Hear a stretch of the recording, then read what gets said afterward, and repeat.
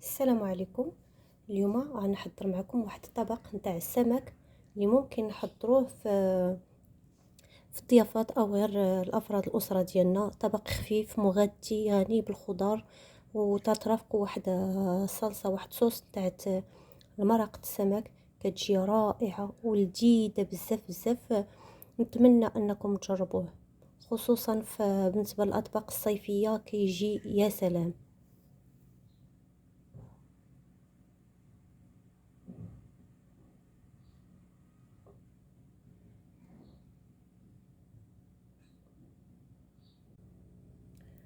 بسم الله. بالنسبه للحوتات اللي غادي نديرو في الفران، ممكن تختاروا اي نوع كبير كيدخل الفران. انا هنا خديت يعني الباجو،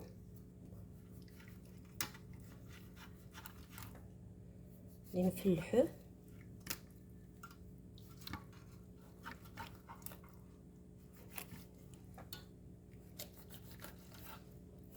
ونوع اخر، ممكن الذراد، ممكن اي حوت تفضلوا.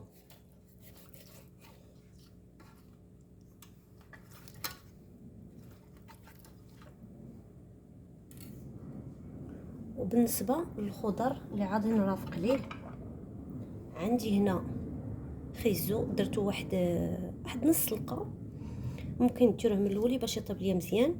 عندي البطاطا، عندي البصله دوائر، عندي الفلفله الوان.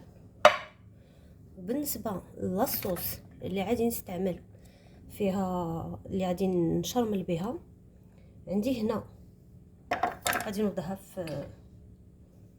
عندي قزبر ومعدنوس، عندي المطيشه، عندي الفلفله حاره، واحد الفلفله، واحد مزيوده صغيره.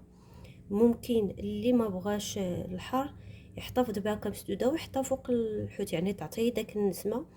واللي بغاها هادي يديرها بحال هكا عن قطعه صغيره، وغادي نطحنها كلشي. في المرحله الاولى غناخذ واحد الهشوار،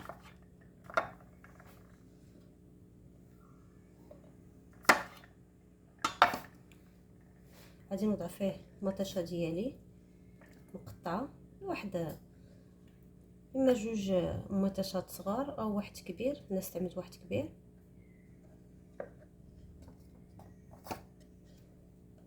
نضيف معاه الربيع،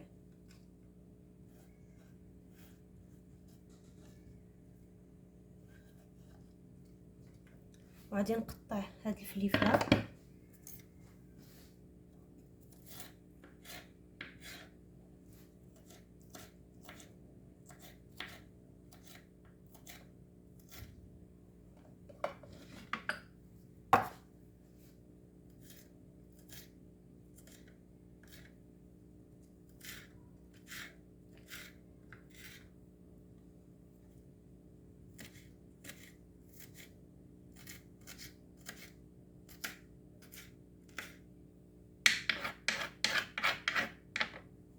نوضعها حتى هي.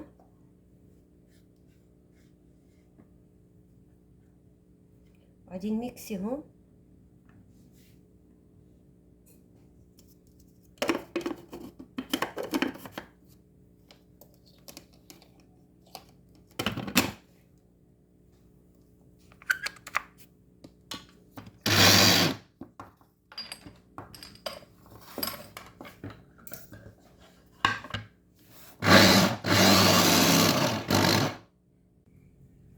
من بعد ما ميكسيتهم. هنا غادي نضيف لهم واحد نص معلقه مركز طماطم، وواحد 3 الضريسات ثومه محكوكين،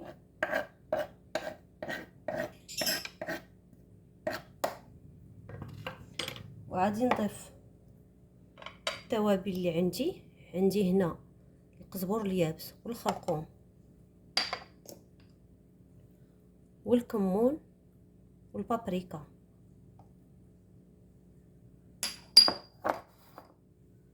وغادي نضيف عليهم الحامض معصور.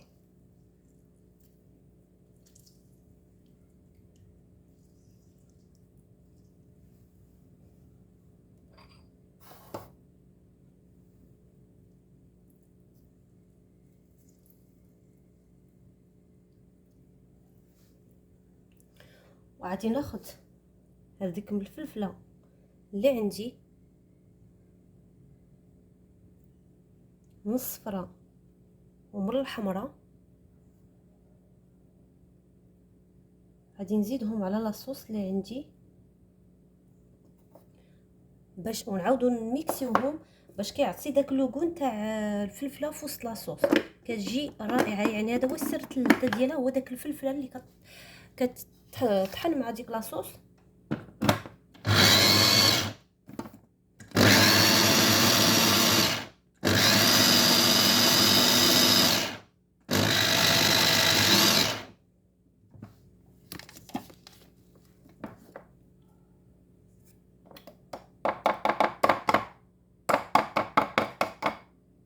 انا الفلفله كيما شفتوا راه عندي مشويه ومحيده على القشره ديالها.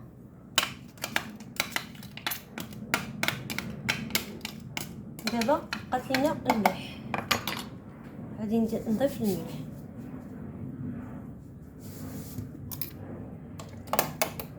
غادي نضيف الملح لاصوص ديالي. هاد لاصوص كتجي رائعه. ممكن هاد لاصوص تحطوها تصاوبوها وتحطوها بحال هكا، تجمدوها في قوالب وتعودوا تستعملوها، كتجي رائعه في اللوغو ديالها مع اي حاجه، سيرتو مع الاطباق نتاع الحوت. ممكن تضيفوا ليها الزيت او تخليو الزيت حتى الاخر عاد ديروه. غادي نحاول ندخل هذيك الشرموله الحوته ديالي.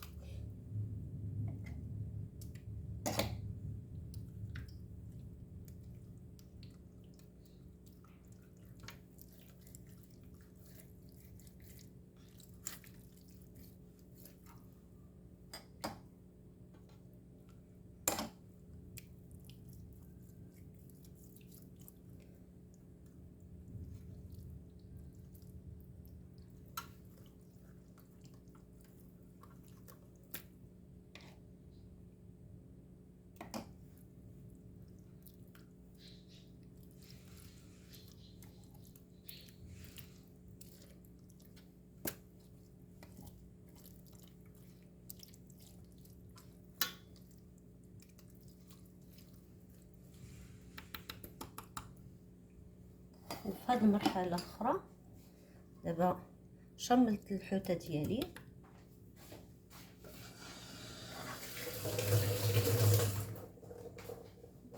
غادي ناخذ الخضره ديالي، نحاول نحيد هاد الحوتات اللي شامل نحطوها في شي حاجه.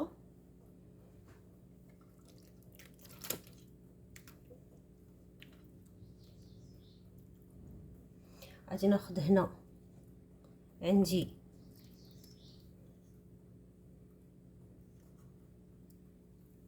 هذيك البصله دوائر، غادي نوضعها هي الاولى.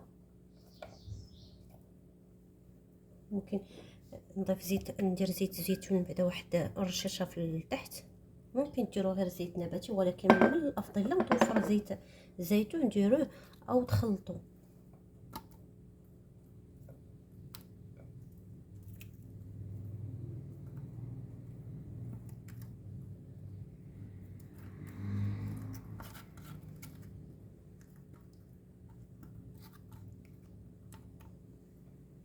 غادي نديروا ليه واحد رشاشه الملح،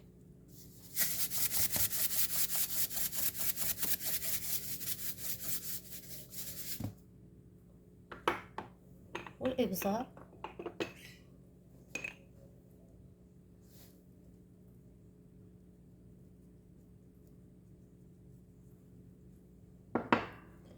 غادي نعاودو نحطو البطاطا ديالنا،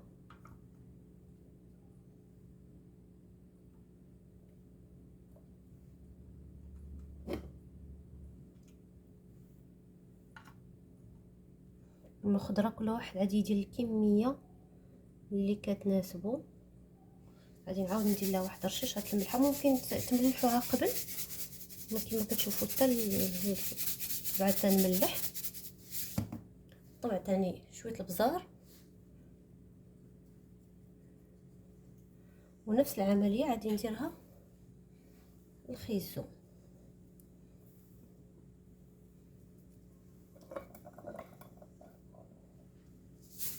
الخيزو كيعطي واحد اللوغوت الحلاوه في وسط سميتو، الصراحه شي حاجه رائعه.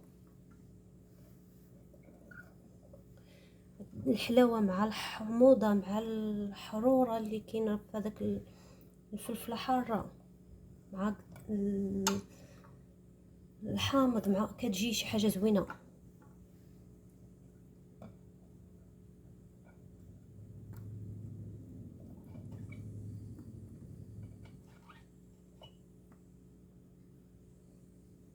غادي نعاود نزيد واحد رشيشه تاع الزيت فوق الخضره ديالي.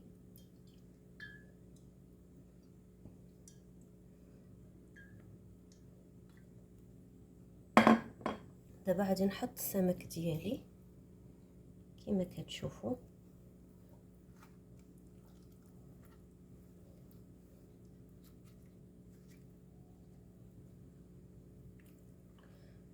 هذاك لاصوص نتاع الحوت مع نكهه الحوت كتطلق في كتجي زوينه. دابا غناخذ الفلفله ديالي نحطها من الفوق،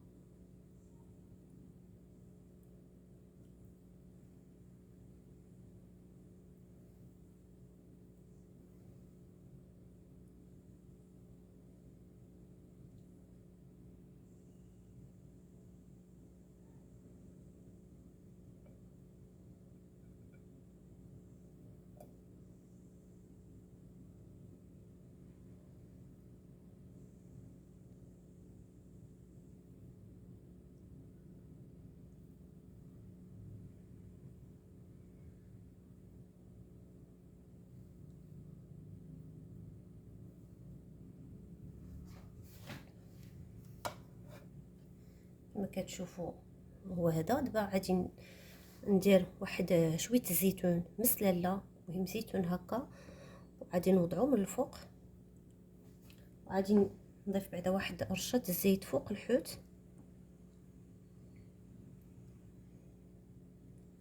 وغادي ندخلو للفران يطيب.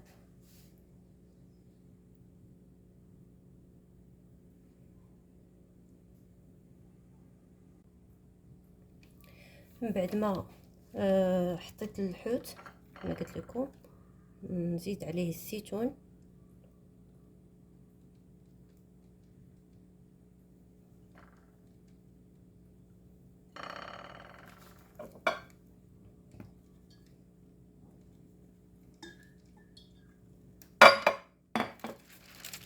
هنا غادي ناخذ واحد بابي كويسون نوضعو فوق الحوت والخضره ديالي قبل ما يدخلوا للفران.